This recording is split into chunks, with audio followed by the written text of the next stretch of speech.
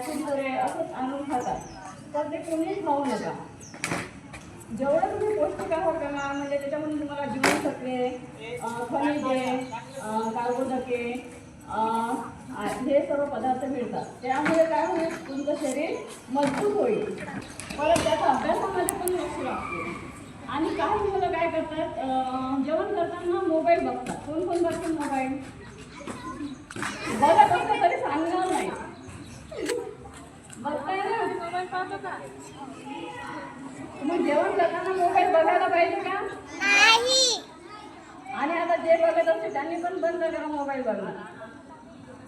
आपण जेवढं मोबाईल न बघता जेवण करू तेवढं तुम्हाला जेवणाची चव कळेल. आणि मोबाईल बघत बघत जेवण करणार तर तुम्ही काय खाता ते माहीत नाही आणि त्याचा परिणाम तुमच्या शरीरावरही होतो. त्यामुळे तुम्ही आजारी पडू शकता. पोटाचे प्रॉब्लेम जे आहे, बरेच जणांना असतात पोटाचे प्रॉब्लेम आहे, ते कशामुळे होत आहे? तुम्ही बाहेरचं खाता. कोणी पाणीपुरी खाते ना, कचोरी, समोसे हे बरेच जणांना आवडतात ना. ते एखाद्या वेळेस खाणे ठीक आहे, पण नेहमी तेच तुम्ही खाणार तर तुम्ही जास्तीत जास्त तुम्हाला पोटाचे विकार जाणार की तुम्ही बिमार पडणार. त्यामुळे आजपासून तुम्ही सर्व संतुलित आहार घ्यायचा आहे, पौष्टिक आहार घ्यायचा आहे. घेणार ना? एवढंच बोलून मी माझे 2 शब्द संपवते. धन्यवाद. स्वरामध्ये एक शब्द म्हणायचा आहे, ओम शांती, ओम शांती, ओम शांती. आदरणीय शाळेचे आदरणीय प्रिन्सिपल सर, आमचे शिक्षक वृंद, आमचे भाऊ बहिणी आणि तुम्ही सर्व विद्यार्थी मित्रांनो, तर आज आपल्या शाळेमध्ये आम्ही जे आलेले आहोत, तर जसं आपल्याला माहीत आहे आपल्या भारताचे पंतप्रधान आदरणीय नरेंद्र मोदीजी यांचा वाढदिवस झाला आहे आणि त्यांच्या वाढदिवसाच्या निमित्ताने की त्यांचंही आहे प्रोजेक्ट की भारत हा नशामुक्त करणे आवश्यक आहे. आणि त्यामुळे जी आमची संस्था आहे ब्रह्मकुमारी विद्यालय, आपण शाळेमध्ये कशासाठी येतो? शिकण्यासाठी. आपण शिक्षण कशासाठी घेतो? काही होण्यासाठी. कोणाकोणाला मोठं छान व्हायचंय हात वर करा बरं. अरे बाबा, सर्वांनी टाळ्या वाजवा सर्वांसाठी. तर सर्वांचा उद्देश किती छान आहे. डॉक्टर कोणाकोणाला बनायचे? बरं. इंजिनियर कोणाकोणाला बनायचे? टीचर कोणाकोणाला बनायचे? कलेक्टर कोणाकोणाला बनायचे? पोलीस कोणाकोणाला बनायचे? आता आणखी कोण राहिले? कोणाला काय बनायचं राहिले का? कोणी आणखी? अच्छा, इंडियन आर्मी कोणाकोणाला बनायचे? अरे वा, पाहिले. अच्छा, खूप IAS ऑफिसर कोणाला बनायचे? IPS. आणखी कलेक्टर. ठीक आहे. आता सगळ्यांनी टाळ्या वाजवा. तसा व्यसनाला माणूस हा चांगल्या मार्गाला जातो का वाईट मार्गाला जातो? वाईट मार्गाला. म्हणून आज तुम्हाला इथे सांगण्यासाठी आलेले आहे की तुम्ही सर्वजण एक प्रतिज्ञा करा. आजच्या दिवशी संकल्प करा. तुम्हाला जीवनामध्ये मोठं व्हायचं आहे, चांगलं बनायचं आहे, तर त्यासाठी कोणत्याही व्यसनाच्या मार्गी जायचं नाही. आपण ठरवतो पण जसं तुम्ही म्हणलात की व्यसन वाईट आहे, सगळ्यांनाच वाटते की व्यसन वाईट आहे, पण त्या व्यसनाच्या मार्गी माणूस कसा जातो? कारण काय बनतं त्याचं? कारण काय बनतं? काय वाईट बनतं? तर बघा तुम्ही लक्ष द्या. जर समजा काय तुमच्या मित्रामध्ये भांडण झाले, कधी आई पप्पा पण रागवतात, कधी शिक्षक पण रागवतात, पण कशासाठी रागवतात? तुम्ही चांगलं होण्यासाठी. परंतु कधी कधी आपल्या मनाला काय वाटते की हे मला असे का करतात, आई पप्पा माझ्यासोबत असे का वागतात? बरोबर आहे. कधी कधी राग येतो की नाही? राग कोणाकोणाला येतो? सगळ्यांना राग येतो की नाही? मम्मी पप्पाचा राग येतो, कधी शिक्षकांचा राग येतो. आणि हे जेव्हा आपल्याला राग येतो, राग आल्यानंतर आपण मग मित्राच्या सोबत राहतो. बरोबर आहे. ज्या गोष्टी आपण आई वडिलांना शेअर करत नाही त्या गोष्टी आपण कोणाला सांगतो? मित्रांना सांगतो. आणि मग करता करता काय होते, मित्र चांगले असते तर ठीक आहे, आणि जर त्या मित्राला जर समजा नशेचं वळण असेल, तंबाखू काही पियायचं खायचं, तर तो मित्र तुम्हाला काय करेल, तो पण तुम्हाला काय करेल, तो पण मरेल. अरे तू हे थोडंसं खा रे, हे थोडं खाल्यानंतर काही होत नाही बघ, सगळं माणसाचं टेन्शन निघून जाते, सर्व काही विसरून जाते.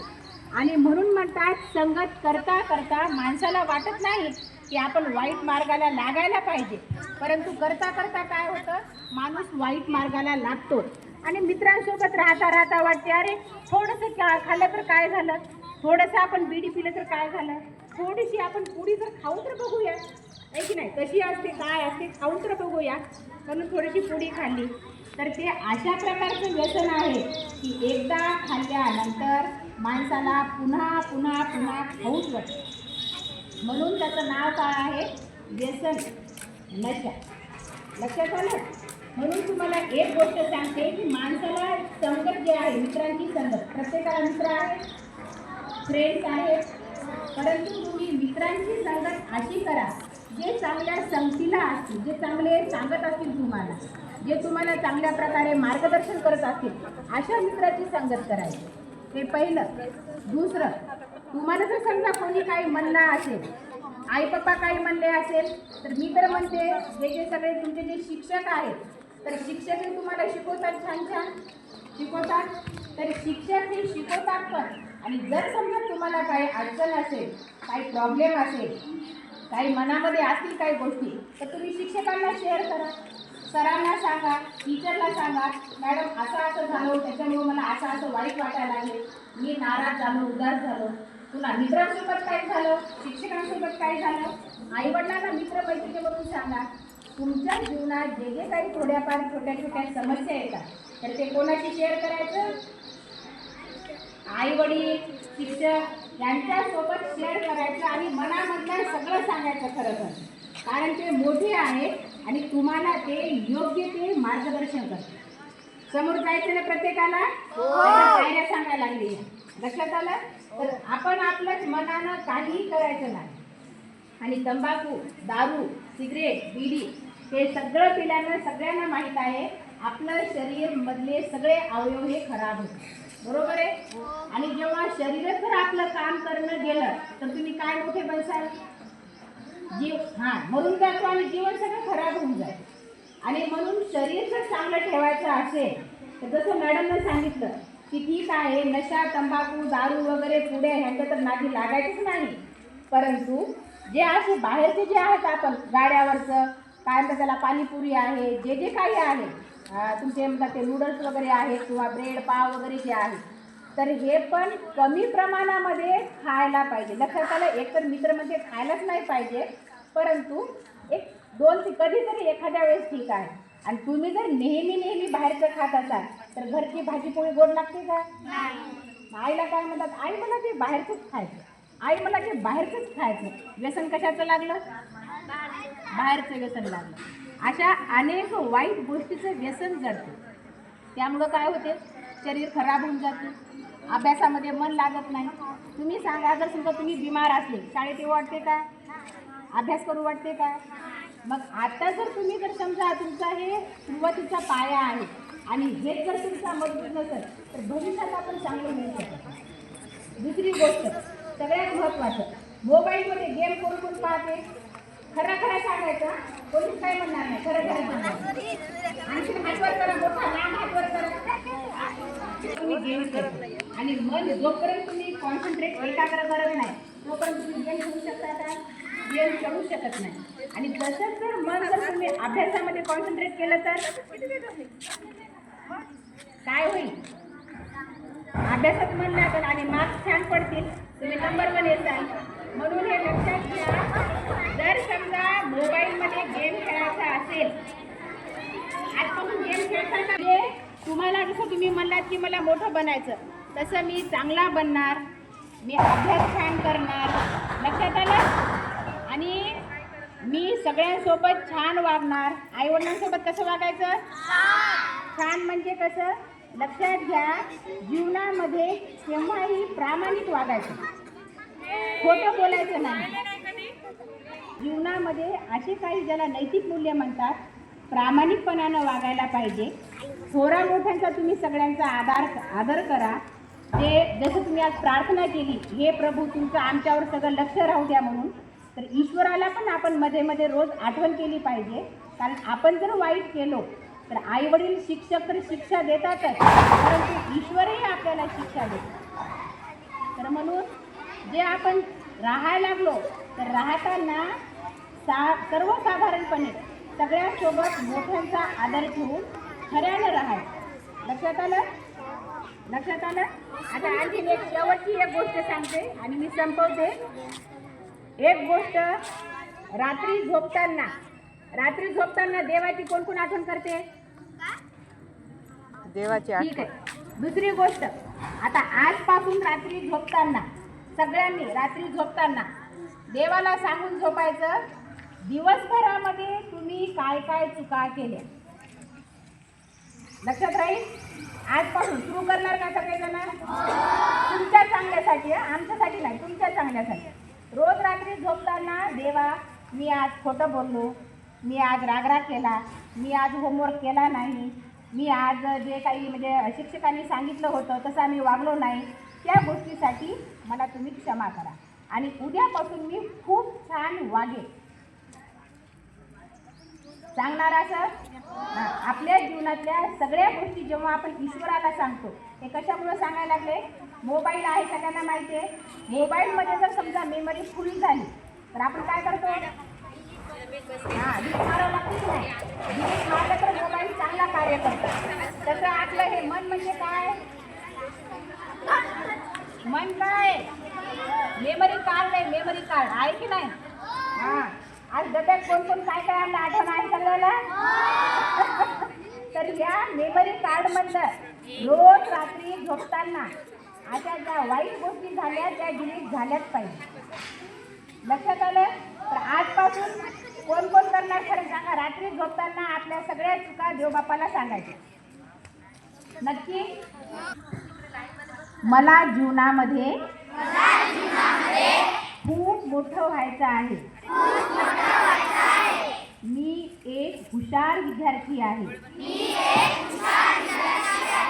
मला जीवनामध्ये प्रामाणिक राहायचं आहे.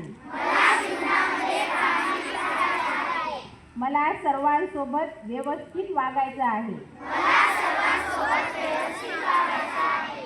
मला अभ्यास छान करायचा आहे आणि नंबर 1 मला पास व्हायचं आहे. आणि विशेष म्हणजे खोटं केव्हाही बोलणार नाही. रोज व्यवस्थित जेवण करेल. जास्त टीव्ही पाहणार नाही. जास्त मोबाईल पाहणार नाही. आणि छान अभ्यास करून मार्क्स छान मिळवेल. पहिला नंबर येईल. ठीक आहे? आणि एक, मी आजपासून कोणताही नशा करणार नाही. तंबाखू, बिडी, सिगरेट, पान, विमलपुडी किंवा कोणत्याही प्रकारचं व्यसन घेणार नाही. माझ्या जीवनात मी एक चांगला व्यक्ती बनून पुढे जाईल. ओम शांती. ओम शांती. ओम शांती. सर्वांनी डोळे उघडा, टाळ्या वाजवा सर्वांनी आपल्यासाठी. ओम शांती. तुमच्या सर्वांचे खूप खूप धन्यवाद. आणि शिक्षकांनी पण आम्हाला वेळ दिला, तुम्ही पण वेळ दिला, त्याबद्दल आपले खूप खूप धन्यवाद. उठो जगत के वास्ते बुला रहे हैं रास्ते. उठो जगत के वास्ते बुला रहे हैं रास्ते. सफलता के शिखर पे चढ़ विजय का ध्वज सवार दो. सफलता के शिखर पे चढ़